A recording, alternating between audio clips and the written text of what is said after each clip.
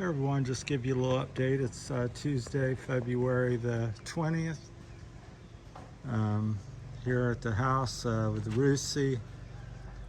Finally seen a 2024 model. I'll give you some updates on that, what I've learned or seen. I don't know everything on it. There's a few changes I noticed. One, the pegs are about an inch closer to the frame in on each side, so it's 2 inches narrower. They rerouted the shroud. It's the point here is more up towards that, so it's probably about 3 inches higher. They also put a different tank on it, which sits down lower. It's sitting down 2 or 3 inches lower, so it lowers the center of mass.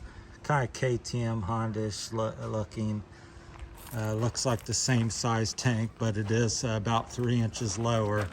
The tank sits just above the spark plug here and fits in this area here. So the tank's lower, the foot pegs are in a little bit. The swing arm's painted black. Suspension pretty much the same. I thought the new one was terrible, the one I sat on. Just sticky front and back, just harsh. I did not ride it, but I've had mine custom done by Richard over in Mindanao. I can't think of his last name, but I've got supposed to have 12 inches of travel. I'm always puzzled because I'm not getting but about 7, 8. Of course, everybody says ride harder. I said I'd have to be motocrossing to get more out of it. Just riding over the normal rough trails and roads isn't doing it. So I'd call my suspension around 7 to 8 front and back at this point. He gave me an inch more travel in the back. Back to the new one. Let's see. So the swing arm's black. The frame was red. The plastic was black on the one that I seen. So black and red theme. Looked pretty good. Suspension, like I said, was the same. The motor seemed the same. They did tuck in the brake pedal on the new one, the 2024 model. See if you see how that sticks out. The other one is almost flush with the side there, so it's in a good inch and a half further in, which I like. I think the Kickstarter's in another inch as well. So they kind of cleaned it up a little bit, but I think the gas tank's a big deal. I do like the black swing arm on the 2024 model. Suspension, disappointed on. I think something else where I'll go back to that, but real happy with my gearing. I've got a 1348 blue anodized sprocket there. It's for CRF 250, 150, I think all the CRFs or something would fit on that. So that's been really good. Gearings are, I think, spot on. I can do 70, 80 kilometers. Now I don't think I'd hit 100 on it, maybe so, but I just don't ride that fast here in the Philippines. Got a 520 O-ring chain, shorten it up. Big thing I've been promoting or liking is run, when you get a new chain sprocket, get extra long and you can run it further back. To me, it softens up the suspension, makes it kind of more progressive, gives you a little more travel as well. I'm not sure how much. I would say up to an inch and a half more, but probably 3/4 to 1 inch more travel, because whatever movement you get here with this extended swing arm back through here, it's multiplied a little bit. So yeah, I'm not sure, you math people can figure that out, but I'm pretty sure you get more travel. Even if you look down here at the swing arm, as you slide it back, it pushes the bike further higher, and it moves it away from the shock or the up here at the fender. So just makes sense to me. And I see another guy, Raymond or whatever his name, down in Australia, kind of has been doing that as well. Standout features for me, I really like my Kickstarter new shifter. I got a flexible tip, all alloy CNC machine. That's working really good. Happy with that. The protectors have been real good. The headlight is great.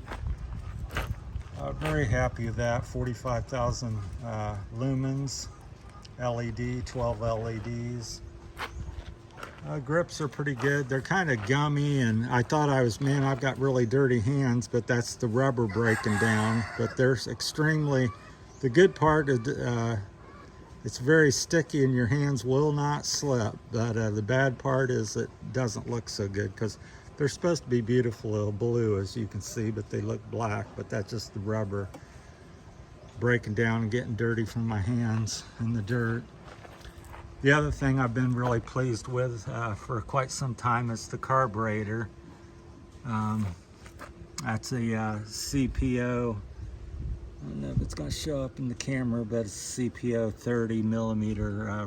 Claim it's a racing carburetor. I think I gave 1,500 paces for that. So that's been real good. I got the IRC, I think V 33 rear, 35 front, something like that. Tires, going to replace these. Been unhappy with the front. Also going with the new tech tubeless system. So I'll show you, you can research, or I can show you more about that. But anyhow, it's like a little red rubber thing. It goes over your rim inside and it locks your tire on. It's a bead lock, air lock system. It turns your tires into tubeless, your wheels. And what that allows you to do is to run no tube, obviously. And you can run lots of different pressures, 5 PSI, no pre-PSI if you, in an emergency, if you had a flat or needed to ride out because your tire would be locked onto the rim by this device, this system. So I've done it in mountain biking and it's proven and works. Something similar. So yeah, tubeless is here and it's going to stay around, and it's a viable, very viable system. It does take a little learning curve and a little more fiddling to do it. Of course, tube's not necessarily easy to put tubes and tires on, or mooses or moose balls. So anyhow, I went with the new tech tubeless system. It's coming here probably next week or the following week, so it's the Philippines. So I'll let you know how that goes. So I plan on running about 5 to 15 pounds, depending on how many ply tire and what terrain I'm riding in. So probably start off at 10 and go from there, split the difference. So that's coming with, and I've already got, like I said, got the IRC tires, the V35 front, and I think the 33 rear, as I said earlier. What else is there to say?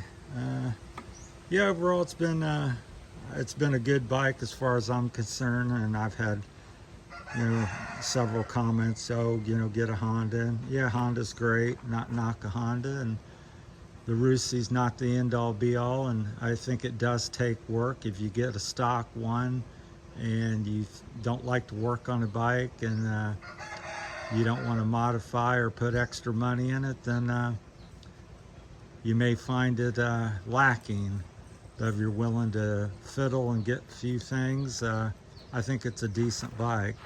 One thing I'll have to say with the suspension, it was not very good to begin with, but it's much better now, and still it's the stiffest suspension. You go look at a Honda CRF or whatever it is, 300, and the suspension's front and back's pretty terrible, really soft, it's well known. And this is the first bike I've ever ridden, especially in dual sport form, that it's almost like motocross, supercross suspension. It is very rigid. As I said earlier, I'm supposed to have 12 inches of travel, and I measured the other day and I'm getting 7.5. And like I said, I would have to jump off of a 3 to 6 foot loading dock or something to get any more out of it. But anyhow, it's just really sits up nice, and doesn't, the negative is it doesn't absorb the small bumps as well as I would like. So, but the faster you ride, the better it is. But it is bargain basement, low end suspension, and no dampening, no rebound control externally. Yeah, you can change the oil weight and this and that and spring rates, but there's no adjustability, no reservoir on the back shock. So it is what it is. I got it for, I just wanted to play around with the bike, wanted an inexpensive bike, wanted to be able to play with it. So get something that's low cost and that I could, you know, pour another couple, 2 or 3 grand in and not feel so bad. I just get tired of the Honda and pay 6-7 grand and put 2 or 3 grand, then you're riding a $10,000 Honda, and then you think, well, I could have got a KTM for that. And of course KTM's the same thing. You get a 10,000 bike and dollar bike, and the map is not what you want, and the exhaust is not what you want. Pretty soon you got 15,000 in that. How do I know these things? Because I've had them myself, and that's what I've ended up doing, and probably 75 or so percent of the people that get these bikes. So I just wanted a Rusi and I bought one, so there. But I think it's funny when people's a big fan of a certain bike. I'm not overly a fan of the Rusi. I think for $1,400 stock, it is what it is. It's worth it. You know, and people, it's not as good as a Honda. Well, Honda cost minimally twice as much. Even a used one would cost twice as much. But I think as I got this set up right now, I think it's a pretty capable bike. I'd have to ride the new Honda KLX 300 and see what they are. I've owned both of the bikes in other forms, XR, and I have had a KLX 600, 300, 300, 250. So I have ridden them bikes. So, but it's been a long time, and maybe my memory's faded. But that's that. So yeah. So that's the thing. Carburetor on my bike's pretty good. The suspension's now adequate, decent. Yeah, overall I'm pretty happy with it. I'm still going to be modifying, lightening up, and probably when they come out with a new 250 or something, I'll probably be maybe looking at that, see where I'm at and riding, and get a 250. I hear that it's, you know, obviously it's going to be 250 and probably have the black swing arm and narrower pegs and the tank lower and stuff. So they you know, are doing some improvements to them. So they're coming along. I think the thing they're lacking most is the suspension department. The 2024 is no better or even worse than mine was, and this is a 2022 model, even though I bought it in 2023. So that's my thoughts. If you got any comments or questions, let me know. But yeah, I like Rusi. It's been a good bike to me, and I've had very little failure. The only failure I really truly had was the ignition switch over here, which I replaced on the side where the key goes in. But all the other videos and things I've done is just I wanted bigger tires, so I got bigger wheel package. I wanted the chain and sprocket. The other one worked, didn't have a problem with it. You know, the other shifter worked, but I just wanted to do something different. So same with the headlight, the stock headlight. It worked, but I wanted something brighter. My old eyes and riding the country, I'm not familiar with an area and stuff. I wanted as much light as I could get, so I did that as well. So I've been pretty happy with it. But a little thing I did here at the end is I would go, anybody changing the oil on all these air-cooled bikes, the Rusi bikes and anything else. Little thing I've done, it's made a difference. My clutch was overheating. I Tried to fix that, but the other day it acted up just a little bit. And I switched to a heavier oil. And by what I'm meaning, because a lot of people think, oh, a 10W30, 10W40, or 2050. Well, they have straight weight oils. The Harleys over in America years ago used to use them. They're not so popular over here, but go out and search for a 40 weight, 50 weight oil and put that in a straight weight oil. Because the first number, my understanding, I could be wrong, is, it's the flow rate. And here in the Philippines, flow rate is most important if you live in a cold country like where I lived in Ohio. If the temperature's 0 degrees out, you want good flow, otherwise you're not going to get lubrication. Here in the Philippines, it doesn't get below 70, where I'm at, 70, 75.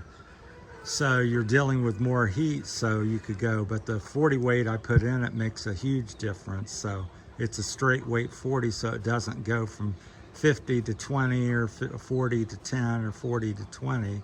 It stays a 40 weight, which is a big difference. So I would highly recommend that for you guys out there to switch to a straight weight oil instead of these 1040s and 2050s.